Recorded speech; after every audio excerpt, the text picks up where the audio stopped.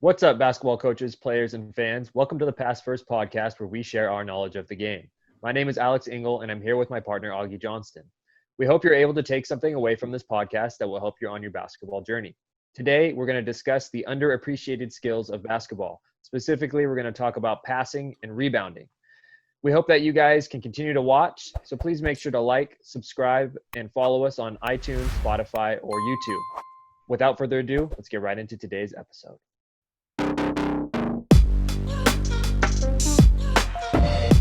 All right, welcome in everybody. Today, like I said, we're going to be talking about the underappreciated skills in basketball. So we're going to go right into it. And Augie, I'm going to ask you, what are the underappreciated skills, and kind of give us a little background on that. Yeah, so we discussed this before, and we wanted to come up with what we thought were the most underappreciated, and that's passing and rebounding. And we're going to be talking about why we think that is in today's episode, and I'm excited about this.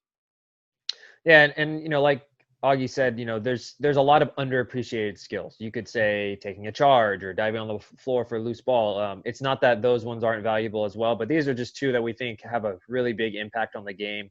And a lot of times they are overlooked in certain ways. So let's go ahead and talk about the first one. We're going to talk about passing. So first off, I'll ask you, who underappreciates passing? It's easy to say, well, people underappreciate it, but who? Who do you think are the people really that don't value passing? Really, I would say you can go all the way across the board and say that, a lot of times fans don't appreciate good passing. All they want is scoring. You can say that players don't appreciate passing in, who they look up to as players, right? The NBA guys and stuff, they, a lot of times are looking for scores as well. And also you can say that players underappreciate it as well, as far as how they play the game. And they're selfish, and they don't look to become better passers. They're focusing on being better shooters and finishers and the flashy ball handling, but they're not taking the time to be, super unselfish as a great passer. And why do you think that is? Like, why do you think that there's such a focus more on scoring? I mean, obviously, yeah, you have to score to win the game, but there's more to it than that. Why do you think that is?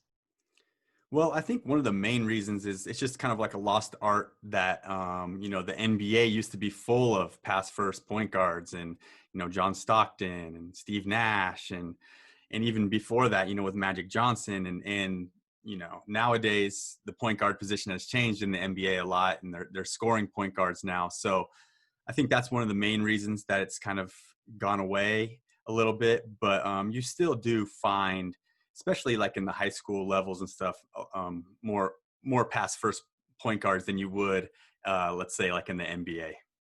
Mm-hmm. And I think a lot of it too is when you see, highlight films or clips, if there is any passing, it's usually something really flashy, right? You don't see just like, oh, well, a nice extra pass for a shot. It's either scoring or making some type of crazy flashy pass. And so it's not as celebrated as much. And I think, like you said, the way the game is played, although I guess you could say maybe it's kind of changing a little bit as the, the Warriors or the Spurs kind of led that team basketball, and maybe that's starting to creep back in. But for a long time, the game really turned into ISO ball. And a lot of players in the NBA are ISO players. So when you see that at the highest level, I think a lot of younger guys try and emulate that.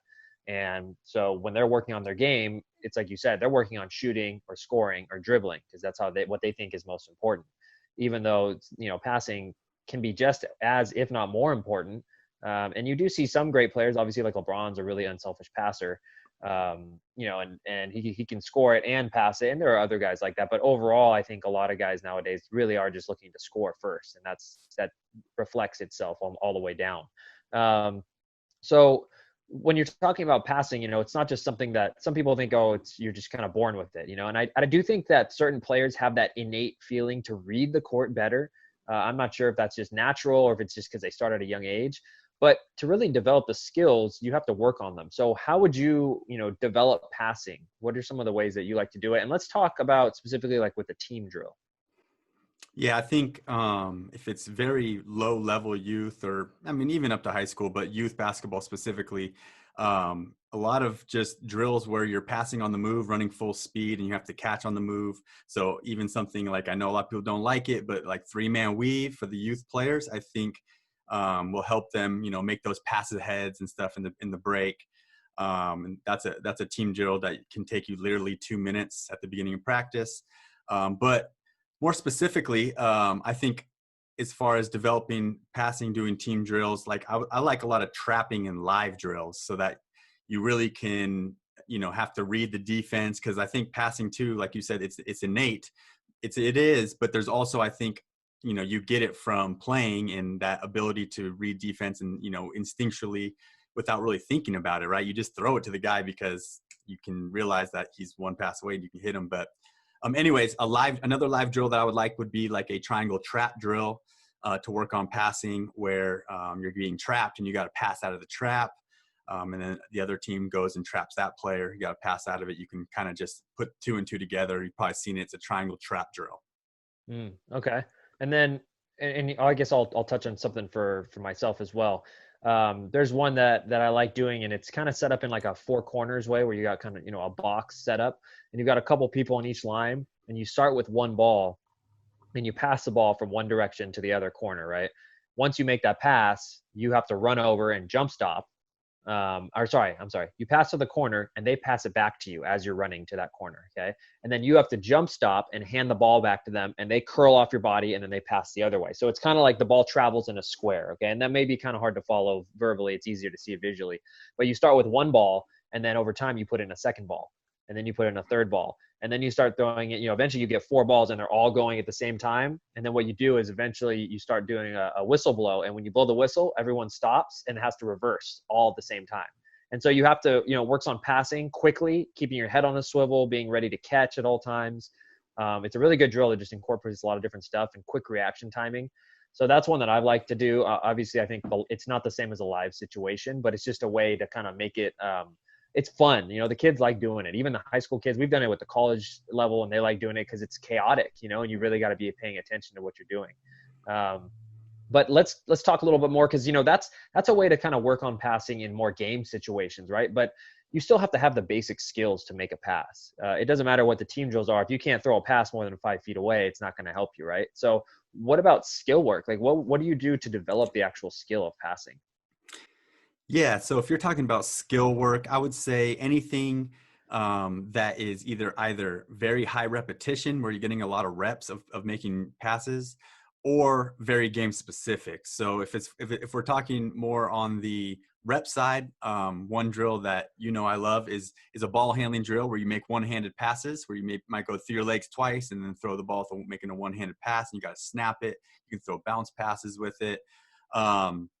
So that would be my high rep drill to work on passing. And then my more game, like for an example, the game specific drill would be like maybe attack the wing from half court, do some kind of dribble move, attack baseline, throw that baseline drag that, players need to be able to throw, or that baseline drift, whatever you want to call it, and pop out and catch and shoot a jumper. So that'd be one way to work on it. Or just to throw one more out there, if I'm working with a player one-on-one, maybe I would be on the 3-point line, he's on the 3-point line, and he would just attack the basket, and I would just move without the basketball, he would kick it out to me, I would get a catch, he would space out, I would drive middle, he would space out correctly in whatever kind of system we want to use, like a push-pull, dribble, drive action.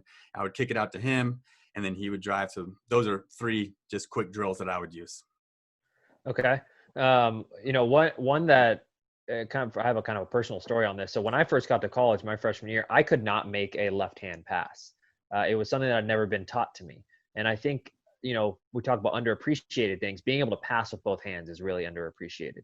Most players can only pass really strongly with one hand, or they can make a 2-hand, chest pass. And my freshman year, our other point guard, he basically was talking to me about it, and he could pass really well with both hands. And he said to me, look, when you're rebounding for someone else, like when we're doing partner shooting drills, every time you get the rebound, pass with your offhand. Don't pass with your strong hand. He said, I never throw a pass with my offhand in a rebounding, or with my strong hand in a rebounding drill. Every pass is with my left. And I did it. And you know what? It helped so much because you just get reps, pass. It's not a drill, but it's like a trick. You get work out of something that people don't think about. Usually people think of rebounding as like, all right, I'm just going to get the rebound and wait for my turn. I'm not getting anything out of this. But he found a way to turn that downtime into work for your left hand. And it helped me a lot. And I wish I would have done it sooner, because it's like learning a Oh, language. It's not quite as strong as it would have been if I would have done it earlier. But I was able to finally develop a left hand. So that's kind of like a little trick. But I agree, it's just about getting a lot of reps. The drills you can do, you can make it as simple as throwing the ball off the wall with your left hand back to yourself. Throwing the ball with your right hand back to yourself, because it's a lot of strength in the forearms and balance and being able to control it. Um, that just comes with getting reps. If you can get creative with it, great, and you can get shots out of it. But even like you said, just throwing the ball back and forth to each other, that's going to help you with your passing. I don't think it's a secret formula, when it comes to that.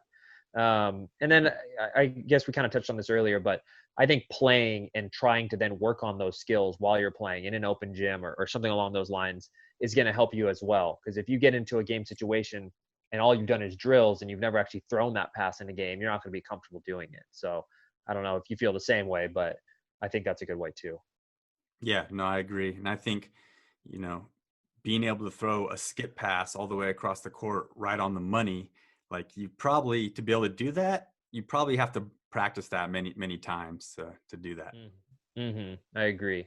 Now that we talked about kind of how to work on those skills and all that stuff, let's talk about why is it important to be such a good passer? What do you think are the reasons or some of the main reasons that it's important? Yeah, well, you're always wanting to have players on the court that have high IQ. And I think that being a good passer means that you have high IQ and you're like, oh, well, you guys just talked, we did just talk a lot about skills right now in the skill side of passing, but there's a whole nother side of passing that's like more decision making and and that's where I would relate that to basketball IQ. So it's going to just help you get more shots, more open looks. And, normally, it's not going to be the first pass, right? So you want multiple good passes in a row to equal a wide open shot or at least like a lane to drive. So, that's called like the hockey assist or whatever. When you drive, kick it out, and then that guy goes one more with it. It's just going to get you shots. And that's one of the main reasons that I think you want to have a good passing team. And what do you think? Because when people think of good passing, I think sometimes they think of like flashy passes. So what's the difference too between a good pass and a flashy pass? Well, I think there's a lot of things to a good pass. I think, like we said, first of all, it's the decision making, and then it's putting it right where the player can do something with it. Yeah, there's times you're gonna have to throw like a little bit higher, so you have to go get it or whatever. But I mean, the shooting percentages just drop so drastically off bad passes, and it's almost like at the high school level, at least, if you are wide open but you get a bad pass, you might even want to pass it up. You might not even want to shoot that. Like obviously at the higher levels, guys are still drilling those, but I mean that's just how much it's going to affect your shot. So that's the second thing. I think you need to pass on the money every time, and so the difference between flashy passing and good passing is that normally when you do a flashy pass, that part is missing. It's not on the money, right? You might have got it there, but it's not as good as if you would have just maybe done a more fundamental pass and put it on the money. So to me, that's where I get frustrated with fancy passing, and it's just flashy. Anything that's flashy in the game is. It just says something about your game that you're trying to like, I don't know, make up for something maybe, but at the same time, I'm not going to like crucify a player for flashy passing.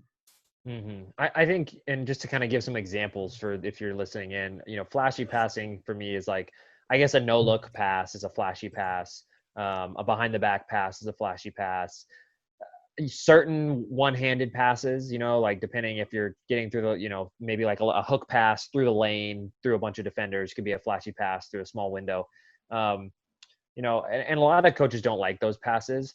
I do think they do. If you can do them well, they have value. Like a no look pass can have a lot of value if you're really good at it and you practice it, because you can throw the defense off and you can get someone else wide open, um, even a behind the back, you watched Steve Nash. You talked about Steve Nash. He could throw behind the back passes really accurately, and he used them and they worked really well. And I actually think if you work on the skill, then, it's something that I'm going to be okay with you using if you show me that you can use it consistently. and not turn the ball over. And even if you are using that skill, like a behind the back pass, it's not something you're going to use all the time. It may not be even something that you throw every game. It might be every few games you have one opportunity to throw. I can tell you, I threw one behind the back pass in my college career. Okay, one time, and it worked. I threw it and it worked, and we got a layup out of it. But other than that, I never tried it because I didn't really have the opportunities to make that pass. It's not something that I would probably in my practices have my players work on. I don't think that it's something that we need to work on. But I'm okay with some flashy stuff if you have worked on it so much and it's a part of your game and you can show me that you can do it consistently. Because that's, at the end of the day, that's what we're trying to get, right? We're trying to get accurate passes.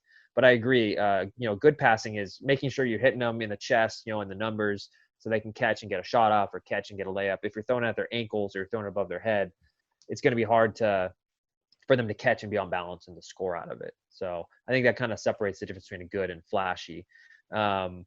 So when we talked about, I guess we kind of covered this, but how good passing helps your team is it gets you more opportunities to score, more opportunities for you to get a good look. Also, probably most importantly, less turnovers. I think that's one of the biggest things with being a good passing team is less turnovers. Can't get trapped as often if you're a good passing team. It's harder for teams to trap you. So I think those are some of the other benefits from it. I don't know if there's anything else you want to add on there, but.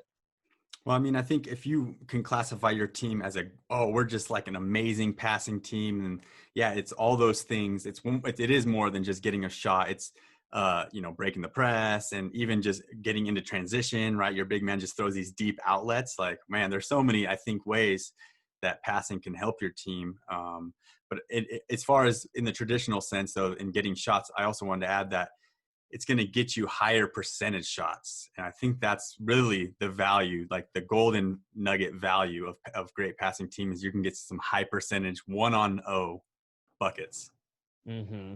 Yeah, that's a good point. And at the end of the day, you're always looking for high percentage stuff because that's going to give you the best chance to score. Whether they make it or miss, you can't always control that, but you can hopefully control how open the shot is, Okay, so now that we've talked about passing a little bit and, as our first underappreciated skill, let's move on to our second underappreciated skill, and that is rebounding. So again, I'm going to kind of ask you the same question. Who underappreciates rebounding? I would say it's kind of along the same lines. It's the fans, it's the players who, think, hey, I score more than this guy, even though this guy's getting 11 rebounds a game, and you're getting 1. Like, so who's more valuable? You're scoring 4 points a game. He's scoring 3, but he's getting 11 rebounds. I mean, that's a no-brainer for a coach. So I don't think you can really put coaches in that basket. But with that said, I could see some coaches making the mistake of not valuing rebounding or not valuing passing, maybe. And in my opinion, that would be a mistake.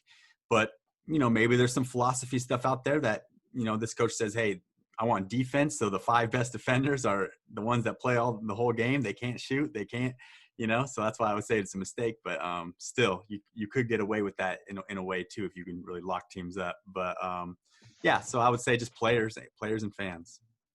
And is there a reason like why you think that they underappreciate it? Like, do you think it's kind of the same reasons as passing, that it's just not as, you don't see it on the highlight tapes or on the, when you go watch a highlight of an NBA game, you're not going to see rebounds really. So do you think it's kind of that same vein?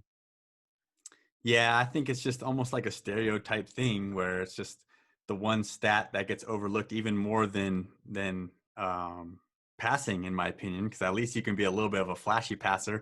I don't know how flashy you can be with rebounding. I think probably some diving Dennis Rodman looks could be a little flashy rebounding, but yeah, it's just same as taking charges. All those things, they don't equate to the superstar normally. Yeah, I agree that the flashy rebounding is probably not as much of a thing as a flashy pass, but yeah, I guess you could say like a Dennis Rodman save into the stands or something, to tip ball a bunch of times. I guess you could say it's flashy rebound, but I don't think that's really a thing as much. So yeah, I just think I agree with everything. It's kind of like passing. It's just it's not a skill that gets highlighted a whole lot, and I think for a lot of people, it's a skill that people don't know how to work on it. Passing is a little more obvious. You can take a ball and you pass it to someone else. Rebounding, I feel like it's not as common sense. Okay, yeah, I guess you could throw the ball off the glass and rebound it and grab it, but that's not necessarily the same thing as being a good rebounder. So what do you think are some ways to develop rebounding? And let's talk about like team drills first. Yeah, I think that's really is the key right there, is to have live drills when you're, working against somebody. So like a box out drill is a great way to work on rebounding. And the one that I like and the one that I kind of use a lot is like the line. I call it in the pit. So you make like a line right in front of the rim, maybe 3 players, or you could do 4 or 5, as many as you want. And then all the other players are spread out around the 3-point line.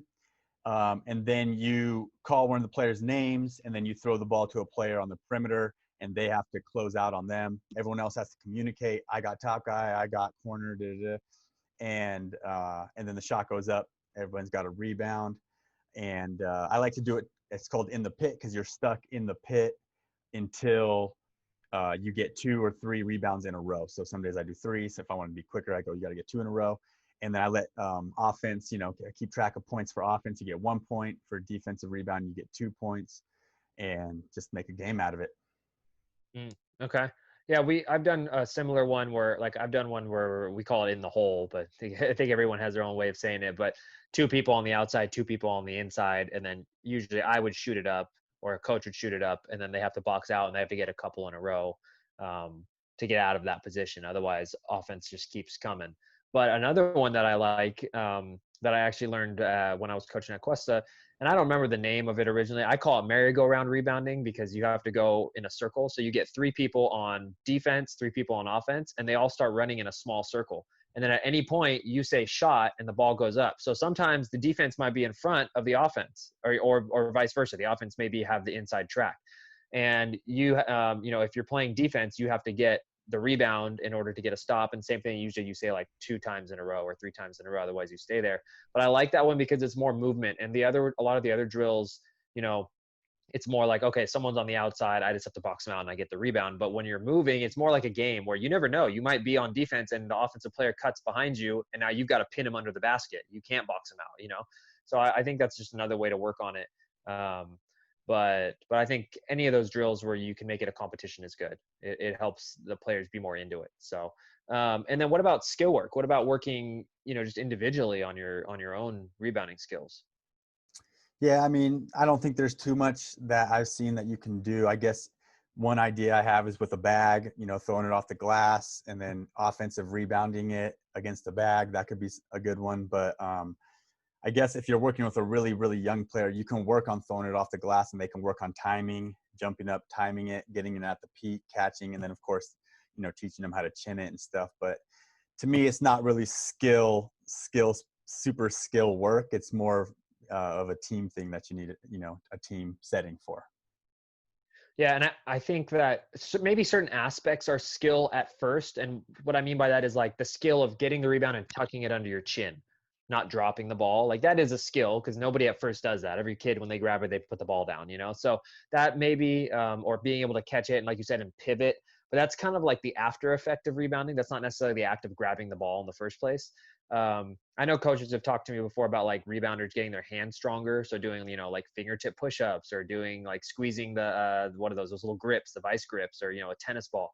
But again, is that skill or is that just like physical strength? That's kind of hard to say. I think you've kind of touched on some of the things you can do.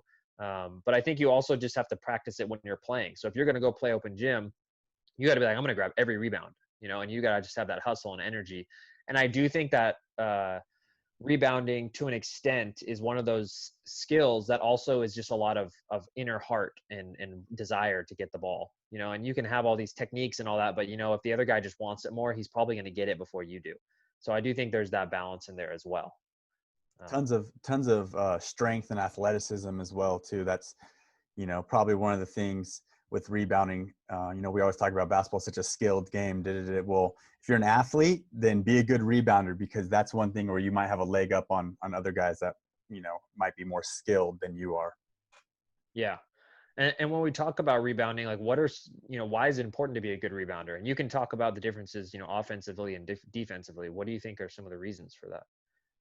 More possessions, right? I think I always tell my teams this every single year, and it's one of those things that I noticed as a player, checking the stat sheets. And I always say, hey, normally after a game, if you check the stat sheet, and whatever team wins the rebounding battle, like 90% of the time is going to win the game.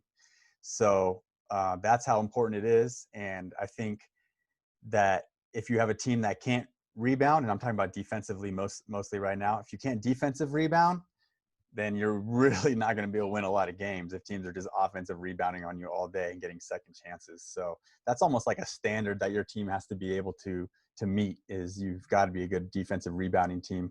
And then kind of being a good offensive rebounding team is like the icing on the cake. Now you're really getting more possessions than your opponent. And yeah, turnovers affect it. There's other things that affect your possessions, but that's the main thing, is I want more possessions so that on an off shooting night and my percentage is low, we're still able to get the win. Yeah, I agree with that. And I think when we talk about rebounding, especially the defensive rebounding, like to me, that's a defensive skill. If you're a good rebounding team, that makes you a better defensive team, because then you only give the offense one opportunity. I always tell my teams one shot and then the rebound's ours. Every time. You can't give up multiple opportunities. And then on the flip side, offensive rebounding, yeah, it gets you more opportunities, but also as an individual player, I think it gets you more playing time. If you're a really good offensive rebounder, one, if you get the ball 2 feet from the basket, you're probably going to be able to go up and score a layup, or at worst, you're going to be able to kick it out to someone else and create for them. So, I've had players in the past that maybe weren't necessarily great players at scoring individually by themselves, but they could grab rebounds. And so they played on the court a lot, just because of that ability, or maybe they were a really good defensive rebounder. So, that skill, you talked about Dennis Rodman. I mean, guy averaged 14, 15 rebounds a game and like 4 points. Well, still was a Hall of Famer and won a lot of championships. That's not a very common mold. Let's be honest. That's not very common for kids to be like that. But every once in a while you get someone that comes in that's just like, hey, I want to grab every rebound possible, which is super helpful when you have that kid on your team. Okay. Well, any last thoughts kind of on rebounding or passing or just undervalued skills? Just kind of last thought on that is just these skills. I think one of the reasons they are undervalued is that there's so many little intricacies for how they help your team. And we talked about them in the episode today. And I mean, even just, being able to throw, get rebounds and throw outlets, like that's going to help your team, but that's not something that, anybody would ever get excited about, but, time after time again, there's so many different things related to rebounding or passing that are going to equate to wins. So I think that's where players need to start understanding that. You get a whole team on the same page, like passing is where it's at, rebounding is where it's at. And that's probably going to be a pretty good team. Yeah, I agree. And I also do think it may not be valued by the casual fan or by, maybe even people you're playing with. But if you're a high school kid and, you can rebound really well and you can throw a strong outlet pass, and you're 6'6", 6'7", and a college coach comes, watches that game, and he sees you do that over and over and over again, he's going to keep his eye on you, and you might get yourself a scholarship from that. Because there are a lot of guys out there that can score the ball, and maybe that's not the skill that you know how to do. Maybe you're not quite ready for that type of scoring around the basket. But if you can rebound and you can pass, that gives you an opportunity to still play. Like I said, it's that Dennis Rodman. You can get on the court, you can do other things, you can still get a scholarship. And college coaches are good enough to recognize that. That's the difference. They're not casual fans. They know that if you can do that for their team, maybe you're not going to score, but you can get the ball to their guy that's averaging 20 on the break, real quick. That's going to help them win games. So that's just kind of my final thoughts. But yeah, if you guys are, listening to this, work on those things. Don't forget about them just because they're not in the highlight tapes. They're very important. So, all right. Well, that's all we got for this week. Thank you guys so much for watching. Again, if you're listening on iTunes or Spotify or watching here on YouTube, make sure to like and subscribe. We do come out with a new episode once a week, and we hope to see you guys in the next one.